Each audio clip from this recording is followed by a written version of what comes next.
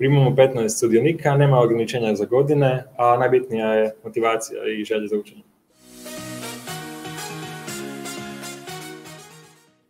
Program stvarno je intenzivan, trajanje je zamišljeno, dakle, svakodnevno 8 sati, dakle, stvarno je cijela akademija zamišljena kao 7 tjedana stvarnog rada i evo, stvarno se toplo preporuča da si odvojite 8 sati i iskoristite ih maksimalno i ostale aktivnosti planirate sukladno tome.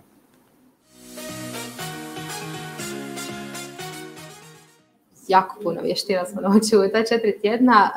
Što se tiče tehničkih vještina, usavršila sam definitivno znanje u SQL-u i Pythonu i naučila sam jako puno o AWS-u, o čemu prije, znači nikad nisam imala doticaja sa AWS-om prije.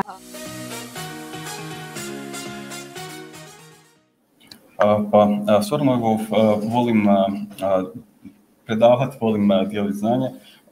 I na faksu sam djelovao kao demonstrator i evo, stvarno volim ove 4 godine iskustva, evo, ponovit ću se, volim to sistematizirati, ponovim i sebi, a i evo, nadam se da i polaznicima bude korisno.